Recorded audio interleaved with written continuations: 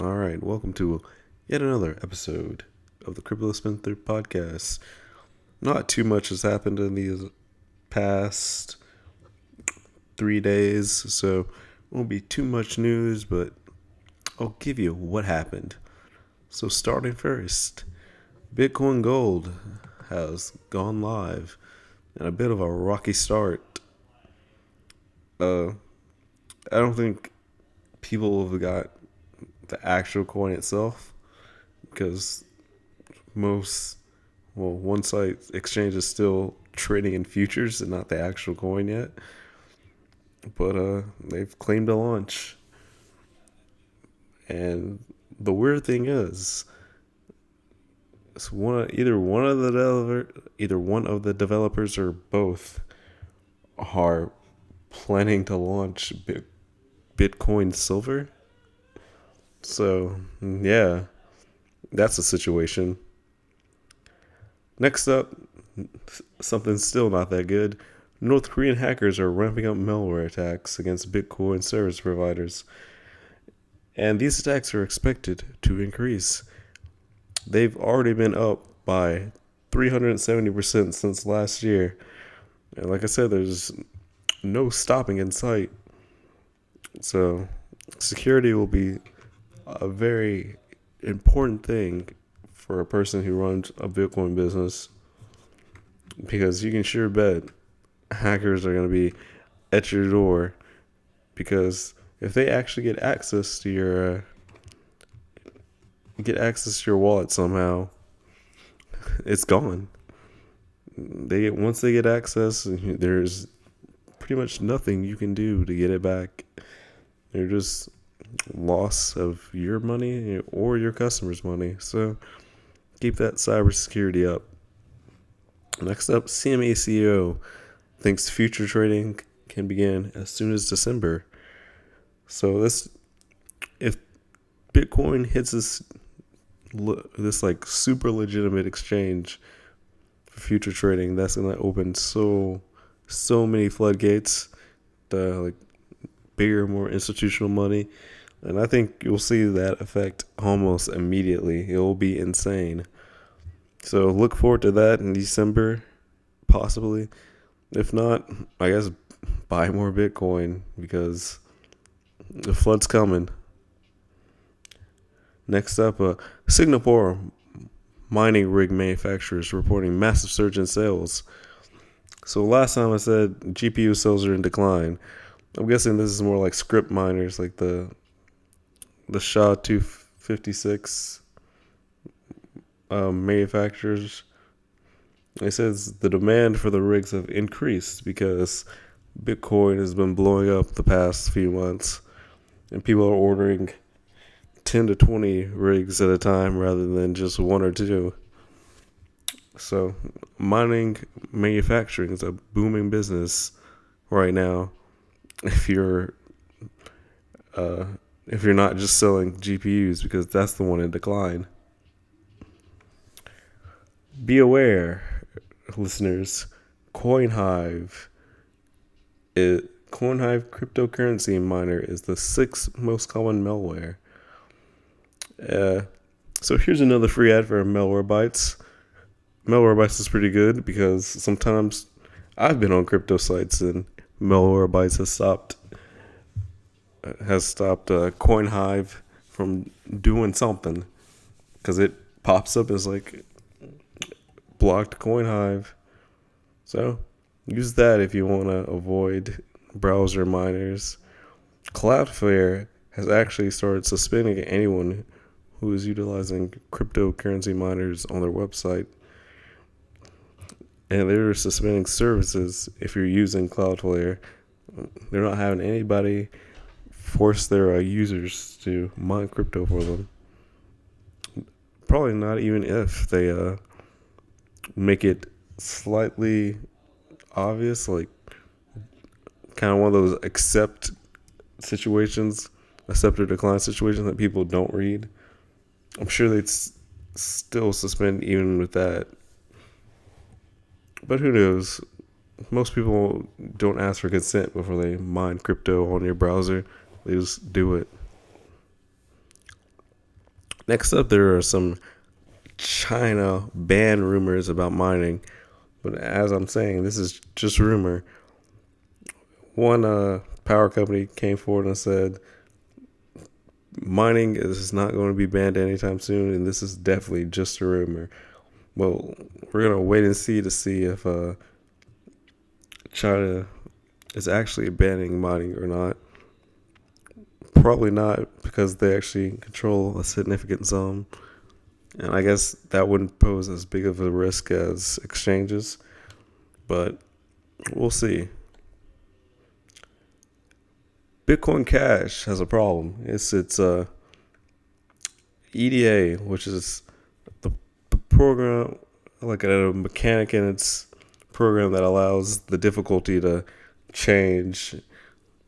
The more people mine, the difficulty goes up like normal. The less people mine, the difficulty eventually lowers again. So, a former dev has claimed that this was created to cause Bitcoin network congestion.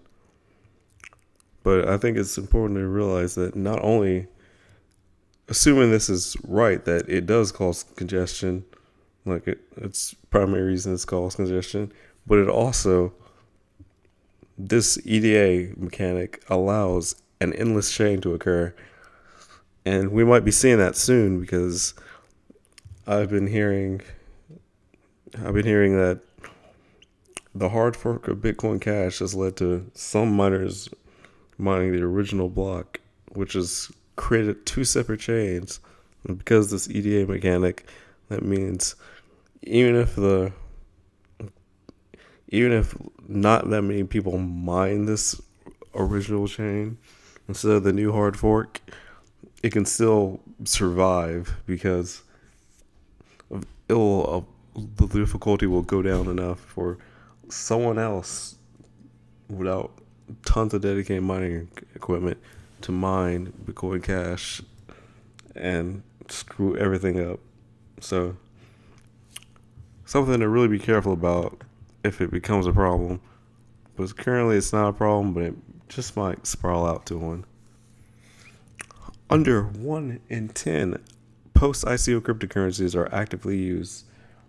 An ICO database discovered that only 20 of its over 200 ICOs that they were tracking actually have their coins in use.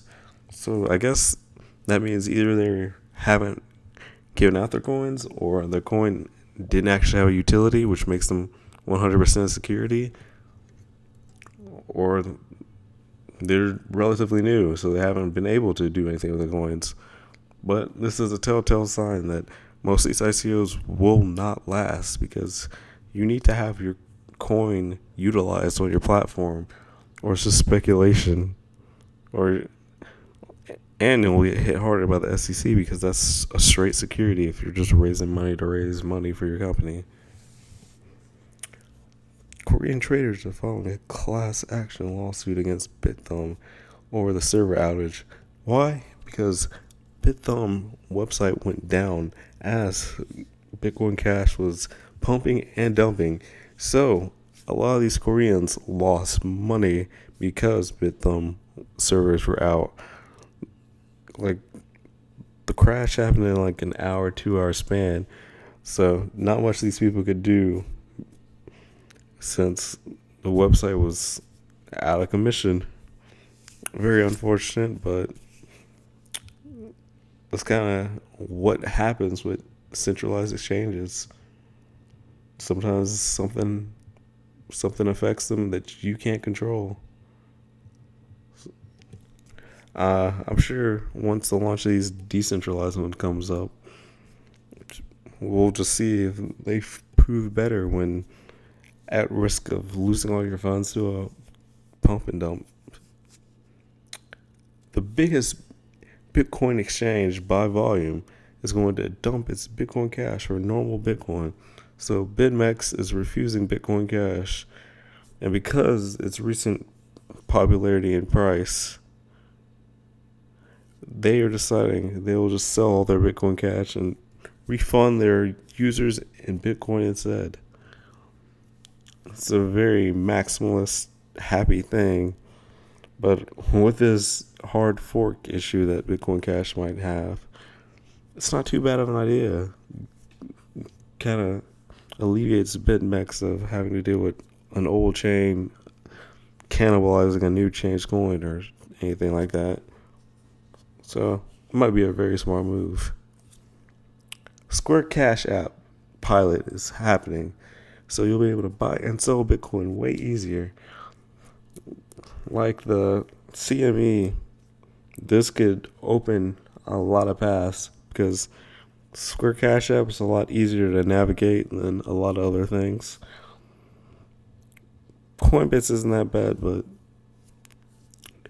storage will be a lot more simple for people who are unsure.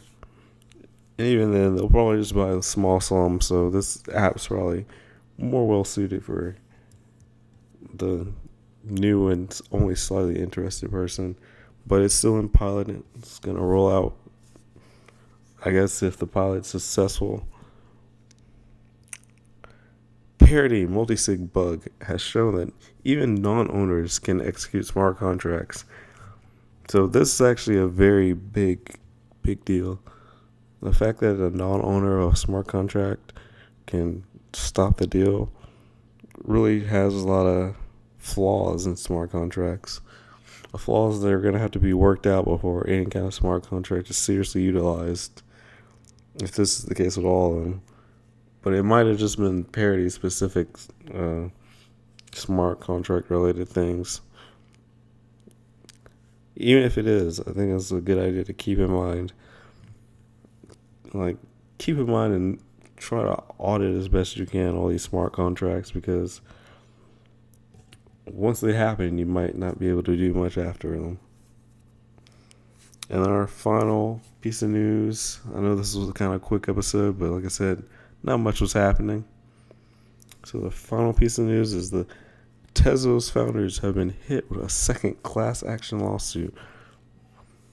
So this one they got hit by probably a salty investor, and it was all about them being an unregistered security